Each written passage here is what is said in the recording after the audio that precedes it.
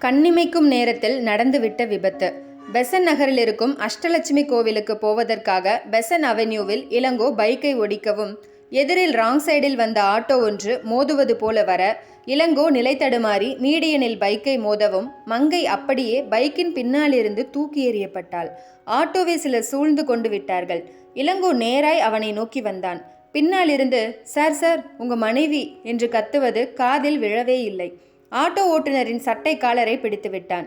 டேய், இறங்குடா கீழே, ராங் சைடில் வந்து இடிச்சிட்டு உள்ளே உட்காந்துட்டு இருக்கியா? கையெடு, எங்கே மோதுன? டேய் கீன்னு நடக்கிறதே வேற. வண்டியை விட்டு இறங்கு, உன்னை சும்மா விடக்கூடாது.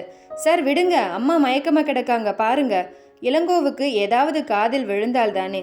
நான் ஓரங்கட்டி நின்றுட்டு தான் இருந்தேன். அந்த அம்மா சவாரிக்கு கையை தட்டவுமே கிராஸ் பண்ணிட்டேன்.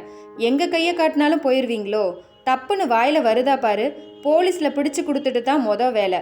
கூடியிருந்தவர் இளங்கோவை திட்ட ஆரம்பித்து விட்டார்கள். சார், உங்களுக்கு என்ன பைத்தியமா? முதல்ல பொண்டாட்டியை பாருங்க, இவனை நாங்கள் பார்த்துக்கிறோம். இளங்கோவுக்கு கோபம் உச்சிக்கு ஏறியது. நானா பைத்தியம்? டேய், தப்ப ஒத்துக்காத வரைக்கும் உன்னை விடமாட்டேன்டா. என் பொண்டாட்டிக்கு எதுனாச்சும் ஆச்சு, உன்னை வெட்டியே போட்டுருவேன், பொறுக்கி நாயே. ஆட்டோக்காரன் இளங்கோவை அடிக்கவே வந்து விட்டான். நிலைமை மோசமாகவே அங்கிருந்த சிலர் அவனை மன்னிப்பு கேட்க சொன்னார்கள். அவர்கள் கவலையெல்லாம் இளங்கோவின் மனைவி பற்றிதான். தப்புதான் சார், மன்னிச்சிடுங்க. இரு, உன்னை வந்து வச்சுக்கிறேன். உன் வண்டி நம்பர் என்கிட்ட இருக்கு. தப்பிக்கலான்னு கனவுல கூட நினைச்சிடாத. திரும்பி வந்த இளங்கோவுக்கு பெரிய அதிர்ச்சி காத்திருந்தது. மங்கையை காணவில்லை. பைக்கை சுற்றி கூட்டம். எங்கப்பா என் பொண்டாட்டி? ஒரு அம்மா காரில் தூக்கி போட்டுக்கிட்டு ஆஸ்பத்திரிக்கு கூட்டிட்டு போறேன்னு சொன்னாங்க. இந்த சீட்டை உங்ககிட்ட கொடுக்க சொன்னாங்க. அம்மாவா?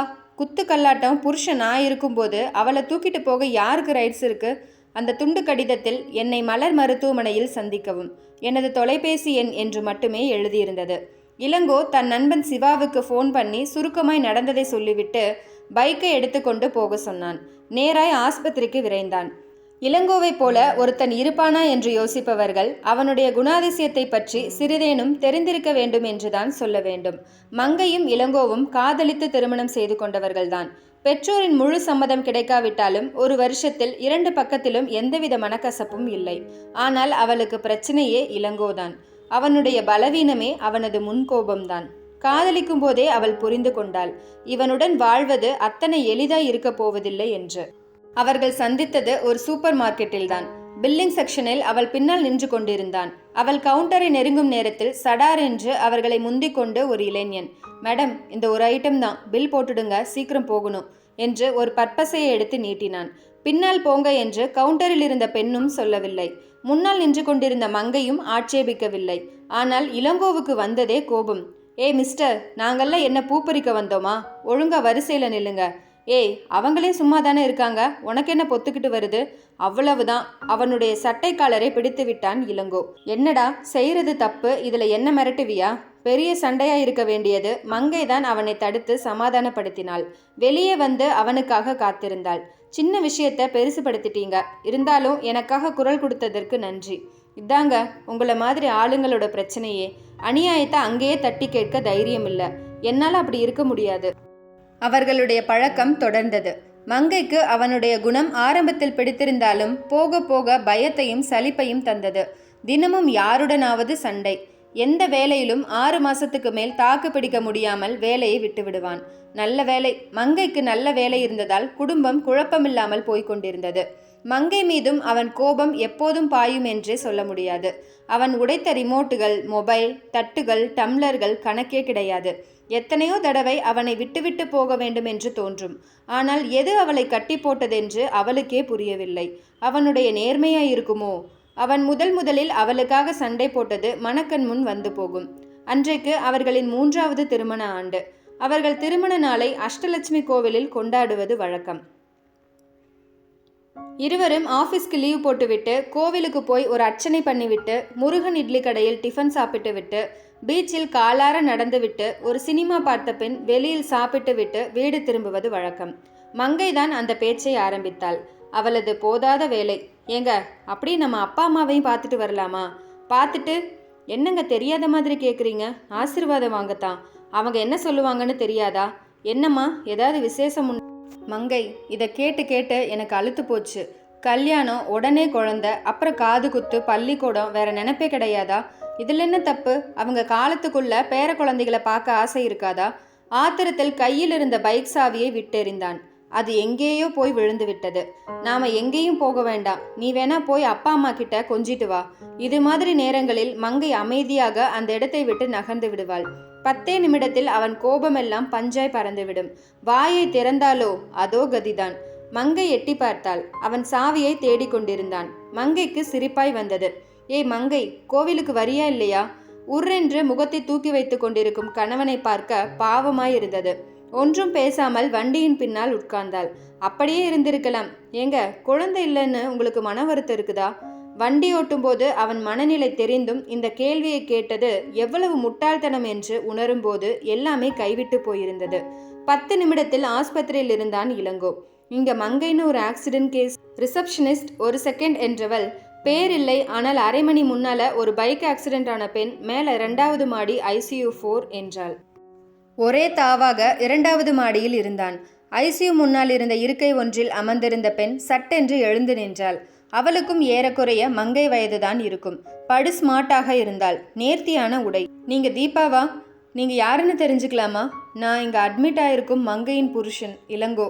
என்னை கேட்காம நீங்க எப்படி அவள் இந்த ஆஸ்பத்திரியில் சேர்க்கலாம்? இளங்கோ, நான் கூட ஒரு நிமிஷம் யோசிச்சேன்.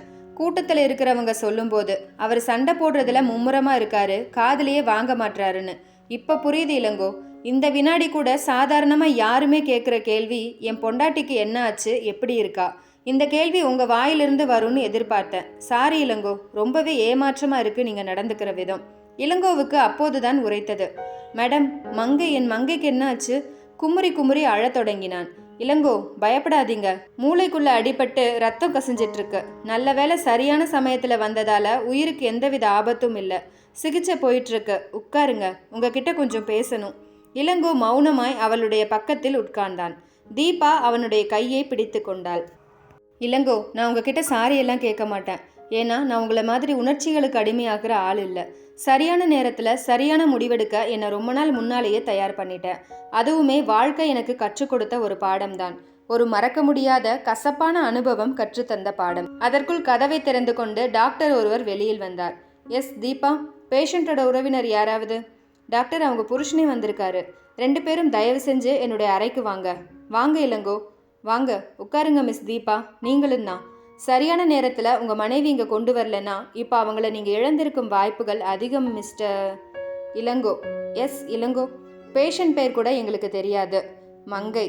மிஸ்டர் இளங்கோ, இவங்க உங்கள் மனைவியை சரியான சமயத்தில் இங்கே கொண்டு வரலன்னா அவங்களுக்கு என்ன வேணால் ஆயிருக்கலாம்.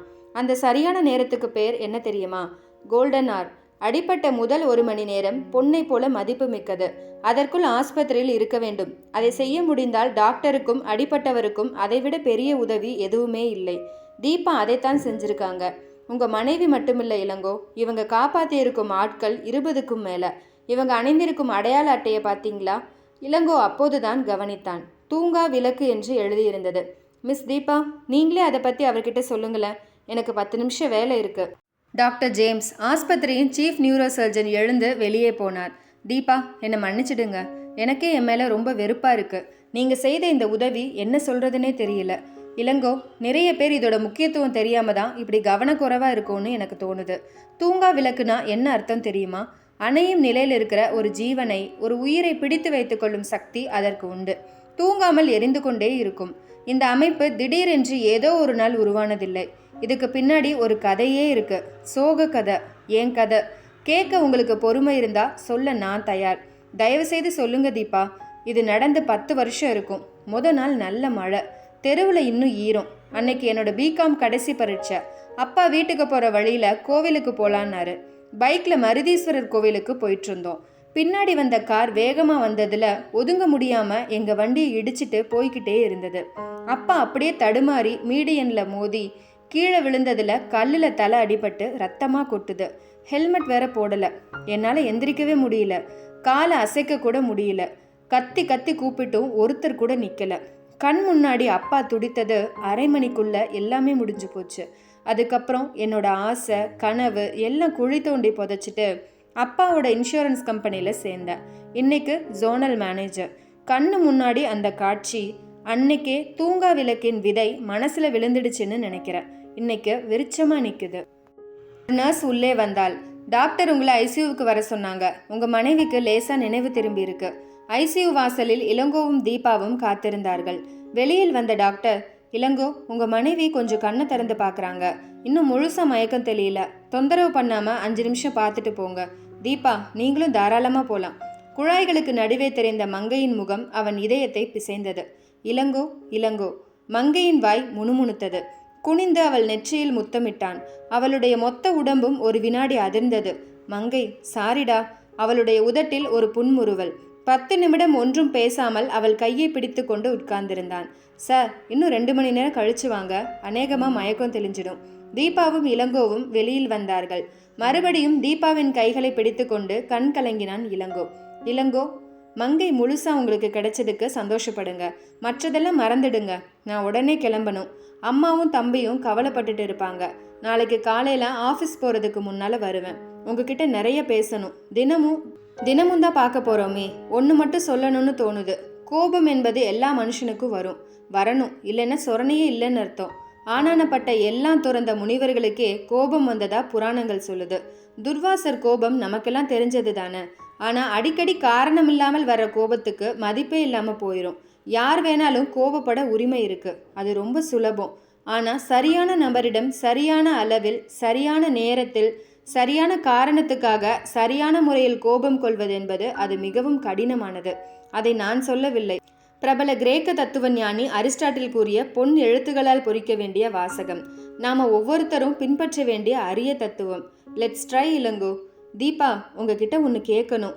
என்னையும் உங்கள் அமைப்பில் சேர்த்துக்குவீங்களா? எனக்கு அந்த தகுதி இருக்கான்னு தெரியல. என்ன இளங்கோ, இப்படி கேட்டுட்டீங்க? உங்களை விட பொருத்தமானவர் யார் இருக்க முடியும்? ஆனால் மங்கையும் சேர்ந்து வரணும்னு ஆசைப்படுறேன். முதல்ல அவங்கள கவனிங்க. மற்றதெல்லாம் அதுக்கப்புறம்தான். நாளைக்கு பார்ப்போம்.